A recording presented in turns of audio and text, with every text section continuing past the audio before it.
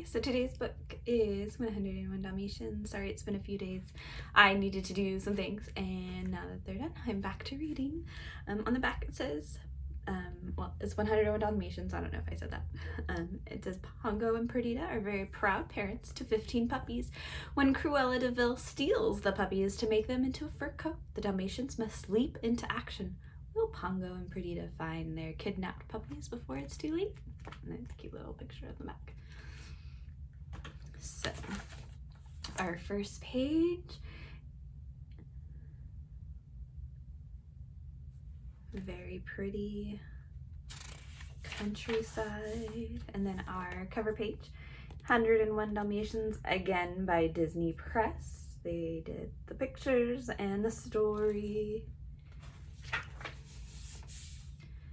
Roger Radcliffe was a musician.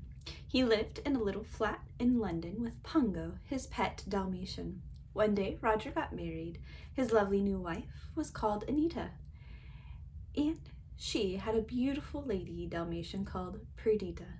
Soon, Perdita was expecting a litter of puppies. Life seemed perfect until one day, an old friend of Anita's, Cruella de Vil, came to visit. Perdita and Pongo were frightened of her.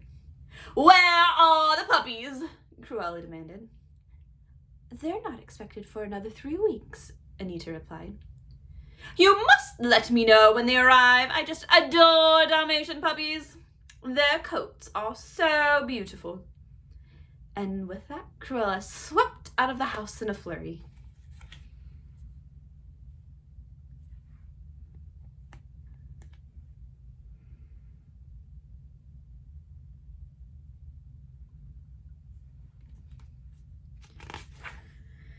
Three weeks later, Perdita and Pongo became very proud parents of 15 puppies.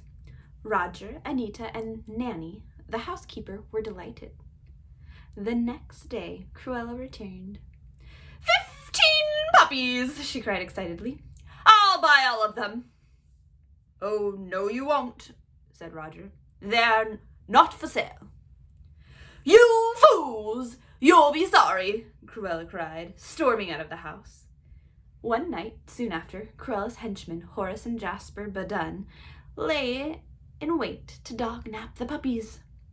They sat in their van and waited for Roger and Anita to take Perdita and Pongo for their evening walk.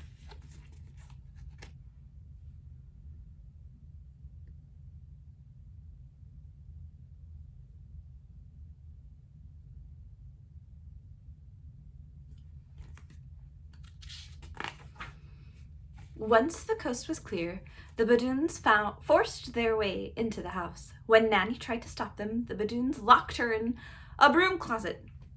By the time Nanny managed to escape, the Baduns were gone, and so were the puppies. The police immediately launched an investigation, but as the days went by, the puppies were still not found. At last, Pongo said to Perdita, "The humans aren't getting anywhere. We'll have to find the puppies ourselves." Pongo decided to try the twilight bark. This was the quickest way for dogs to send and receive news across the country. That evening, when the two Dalmatians were taken for their walk, Pongo barked the alert. 3 loud barks and a howl.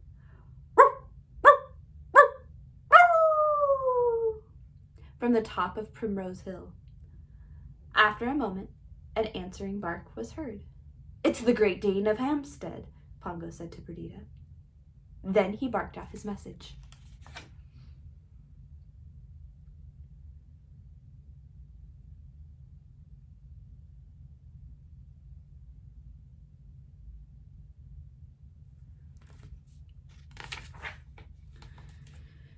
Danny, the Great Dane, was very surprised by the message. 15 puppies, Dalmatian puppies, have been stolen," he told a terrier friend. "The humans haven't been able to find them, so it's up to us to send out an all-dog alert with the twilight bark." Danny's deep voice began to send the news all over London. 2 mongrels heard the alert. One said, "I think we should let the rest of the country know too." And so, within the hour, word had spread north, south, east and west, all over England. Before too long, the twilight bark reached an old sheepdog called the Colonel, who lived on a farm. The Colonel's friends, a horse named the Captain, and a cat named Sergeant Tibbs, listened too. They were all very surprised to hear 15 puppies had been stolen.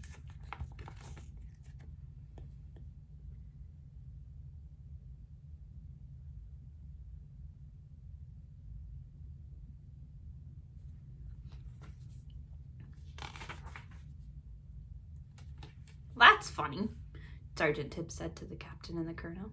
I heard puppies barking all over the old DeVille house last night. But no one lives there now, said the Colonel. We must go and see what's going on.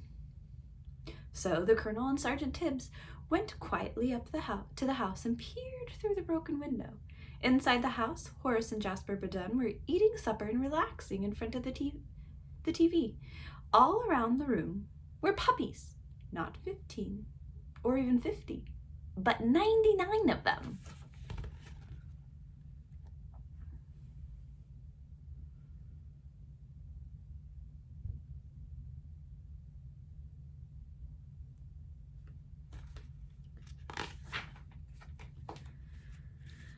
The Colonel quickly turned around and returned to the Captain's stable and loudly barked the good news.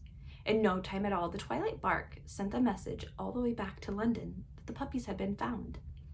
It finally reached the ears of Perdita and Pongo. They set off across the snowy countryside as fast as they could to rescue their puppies. Meanwhile, Sergeant Tibbs was keeping watch on the house. When he saw Cruella drive up to the front door, he went to the broken window to hear what was happening. Cruella was ordering the Badoons to kill the puppies. I want their skin for fur coats, she cried. I'll be back first thing in the morning. And with that warning hanging in the air, she turned and was gone. Cruella de Vil, Cruella de Vil, if she doesn't scare you, no evil thing will.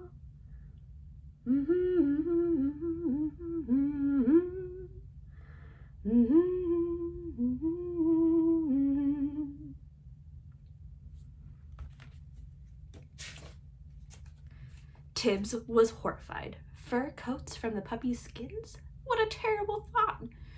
There wasn't a moment to lose. As soon as the Badoons began watching television again, Tibbs crept through the hole in the broken window and whispered to the nearest puppy. Tell everyone they must escape. Cruella is after your coats.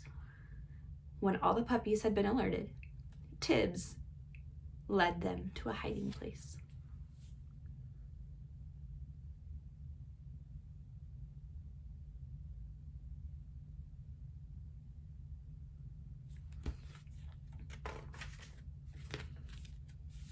As soon as the Baduns discovered the puppies were gone, they searched all over the house and eventually found them cowering under the stairs. Tibbs was in front, ready to protect them from the Badoons.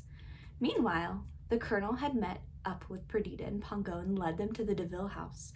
They arrived just in the nick of time and quickly jumped into action. Perdita attacked Horace Badoon, while Pongo tore at Jasper Badoon's trousers.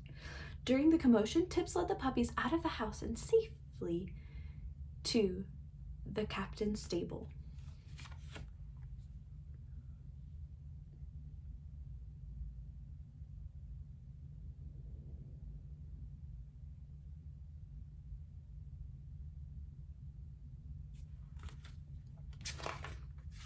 Leaving the Badoons in a heap on the floor, Perdita and Pongo dashed after the puppies.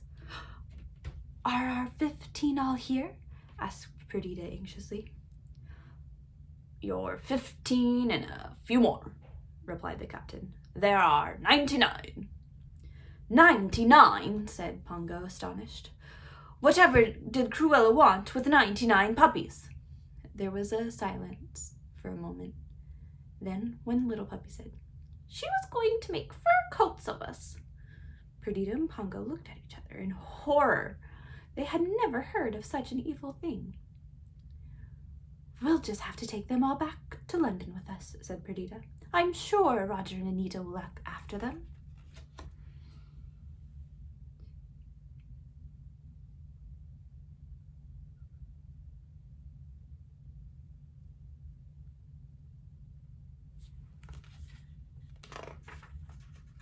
Perdita, Pongo, and the puppies set off back to London, leaving a trail of paw prints in the white snow. Cruella, who had returned for the puppies' coats, quickly spotted the paw prints, and the chase began.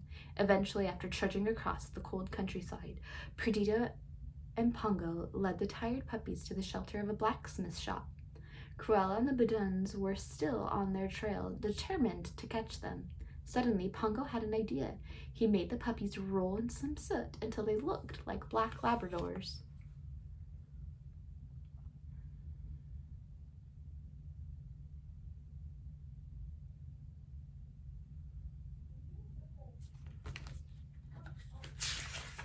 Under the cover of their disguise, the puppies climbed into a truck that was going to London, but falling snowflakes began to wash away the soot. Cruella saw the white patches appear on the puppies' coats and realized she had been tricked. "After them!" she shouted to the Baduns. Pongo had just leapt in time to get onto the bumper of the truck as it sped off, with Cruella and the Baduns right behind. Cruella was determined to force the truck off the road, but as she banged into the side of it, her car skidded out of control and hurtled down a steep hill into the snowdrift. Then the Baduns' van crashed into the back of Cruella's car, and they all ended up in a large pile of wreckage.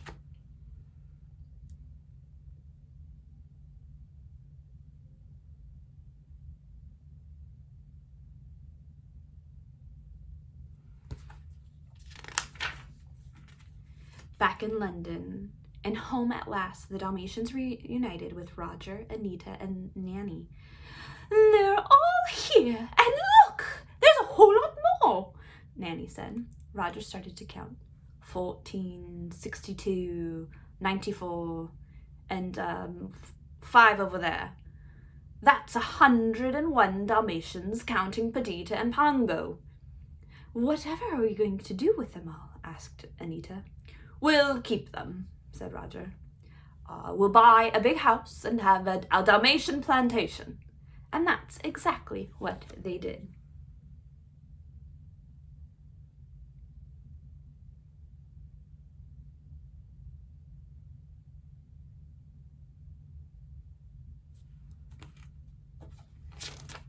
And that, my friends, is the end.